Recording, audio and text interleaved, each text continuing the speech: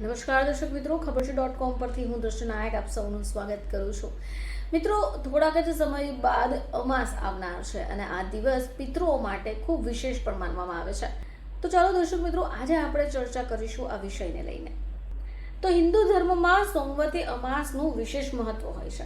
હવે જ્યારે આ તિથિ સોમવારના રોજ આવે ત્યારે એને સોમવતી અમાસ કહેવાય છે. હવે આ દિવસે પવિત્ર નદીમાં સ્નાન કરવાનું અને દાન કરવાનું એક વિશેષ મહત્વ હોય છે. આ સિવાય પિતૃનું તર્પણ કરવાથી લઈને પુણ્ય ફળની પ્રાપ્તિ કરવા માટેનો પણ દિવસ કહેવાય છે. હવે હિન્દુ ધર્મમાં સોમવારના દિવસે ભગવાન શિવ અને પાર્વતી માતાને સમર્પિત હોય છે. સોમવતી અમાવસના દિવસે ભગવાન શંકર અને માતા પાર્વતીની પૂજા કરવાથી પોતાના પતિનું આયુષ્ય લાંબુ થતું હોય છે અને જીવનમાં સુખ સૌભાગ્ય પણ આવે છે.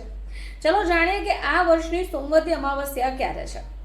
26 મે 2025 બપોરે 12:11 પ્રારંભ થશે અને 27 તારીખ 2025 સવારે 8 વાગ્યાથી લઈને 31 સુધી સમાપ્ત થશે.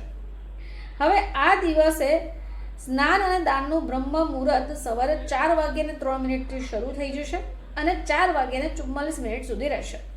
બીજું મુહૂર્ત 4:24 શરૂ થઈ 5:25 સુધી રહેશે.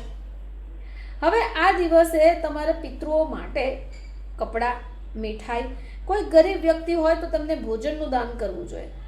એવી માન્યતા છે કે આમ કરવાથી પિતૃઓ પ્રસન્ન થાય છે. હવે એના સિવાય તમે ચોખા, દૂધ, ખાંડ, ચાંદી અને સફેદ રંગની વસ્તુનું જો દાન કરો છો તો એને લાભદાયી માનવામાં આવ્યું છે. દર્શક મિત્રો, આ દિવસે ઘણા બધા લોકો પિતૃઓની શાંતિ માટે ઘણા બધા પ્રયત્ન કરતા હોય છે, ઘણું બધું દાન કરતા હોય છે, પૂજા પાઠ પણ કરતા હોય છે. કારણ કે સોમવતી અમાસ એટલે કે અમાસની તિથિ જો ખાસ કરી સોમવારના દિવસે આવતી હોય તો તેનું વિશેષ મહત્વ હોય છે. આ દિવસે લોકો પવિત્ર નદીઓમાં સ્નાન પણ કરતા હોય છે અને ગરીબ લોકોને વસ્તુનું દાન પણ કરતા હોય છે. જો ખાસ કરી સફેદ રંગની વસ્તુનું દાન કરવામાં આવે તો એ વિશેષ લાભદાયી છે એમ પણ કહેવાય છે.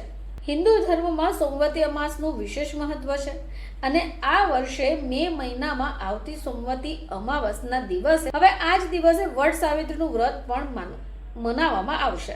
આ વર્ષે આ સોમવતી અમાસ 26 મે 2025 શરૂ થઈને 27 મે 2025 રોજ પૂર્ણ થશે. ફરીથી તમારી સમક્ષ હાજર થઈશું. ત્યાં સુધી જોતા રહેજો ખબર છે .com.